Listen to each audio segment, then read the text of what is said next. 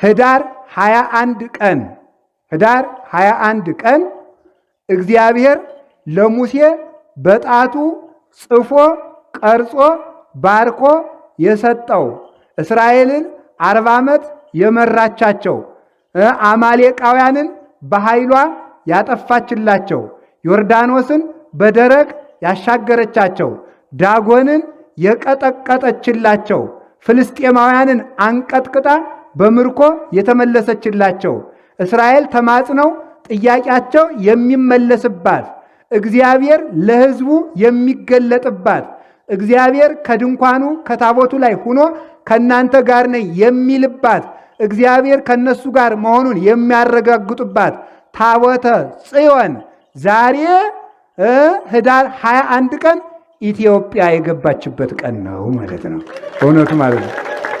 ኢትዮጵያ ታቦተ ጽዮን የገባችው ንግሥት ሳባ መቅደስ ሰርታ የተቀበለቻት ወደ ኢትዮጵያ ያስገባቻት ዛሬ ነውና ጽዮንን ክበቧት። እንዲህ ያለችውን ታቦትማ ከባችሁ አመስግኗት። ታቦት ጣዖት ነው ይላል። እንዴት ጣዖት የሚሆን ሲባል ጣዖት ነው ይላል። በብሉይ ኪዳን እንግዲያ እግዚአብሔር የሰጠ ስንለው ያማ አልፏል ይላል። እንግዲያ እንደዚህ አካል ታቦት በብሉይ ኪዳን ብቻ ከነበረ ታቦት ደግሞ ዛሬ ጣዖት ነው ካልክ እግዚአብሔር ለጥቂት ዘመን ጣዖት ስናመልክ እንድንቆይ ፈቅዶልን ነበርን? አይደለም። አይገባችሁም እኮ ለእናንተ መልሱም ጥያቄውም አይባልም እንጂ አይደል እያልኩት ያለው በብሉይ ኪዳን ታቦት ነበር ብሎ አምኖ አንድ መናፍቅ ዛሬ ጣዖት ታቦት ነው ካለ ክርስቶስ እስከሚወለድ ጣዖት እንድናመልክ ተፈቅዶልን ነበርን? ምክንያቱም ታቦትን የፈቀደ እግዚአብሔር ስለሆነ ያን ጊዜም የድነት መሳሪያ ነው፣ ዛሬም የድነት መሳሪያ ነው። በዚያ ጊዜ 10 ቃላት ይጻፉበት ነበረ ታቦት። ዛሬ ደግሞ የሚጻፍበትን እነግራችኋለሁ።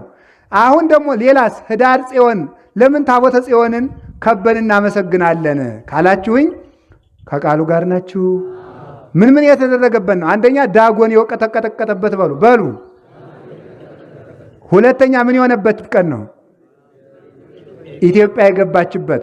ሶስተኛ ለታቦተ ጽዮን ከንግሥት ሳባ በኋላ በሐዲስ ኪዳን አብርሃ አጽብሃ የተባሉ የኢትዮጵያ በሃይማኖት የከበሩ ንግሥታት አክሱም ጽዮን ላይ መቅደሷን ሰርተው ቅዳሴ ቤቷ የተከበረበት ቀን ነው። ሶስተኛ ህዳር 21 ምን የተደረገበት ነው ካላችሁኝ በ9ኛው ክፍለ ዘመን በዮዲት ጉዲት ጊዜ ታቦተ ጽዮን ተሰዳ ዮዲት አክሱምን ስታቃጥል ታቦተ ጽዮን ወደ ዝዋይ ገዳም ተሰዳ ተመልሳ መቅደሷ ተሰርቶ የገባችበት ቀን ህዳር 21 ቀን ነው። በዚህ ቀን በጽዮን የሰበሰበን እግዚአብሔር የተመሰገነ ይሁን። አሁን አንድ ነገር ደግሞ ልነግራችሁ ነው። ጽዮንን ክበቧት በሉ እስቲ በሉ፣ አይዟችሁ በሉ። ጽዮንን ታቦተ ጽዮን ወደ ኢትዮጵያ የገባችው ህዳር 21 ቀን ነው። ወዴት? ኢትዮጵያ።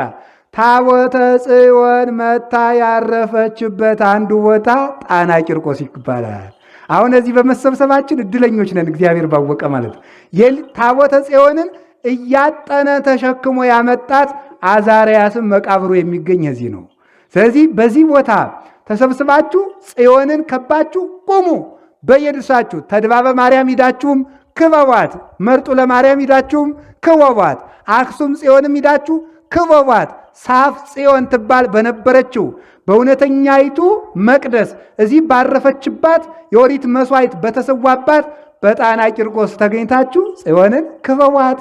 በጣና ቂርቆስ ጽዮንን ከባችሁ ቁሙ ተብሎ ዳዊት ተናግሮ በዚህ ቀን እዚህ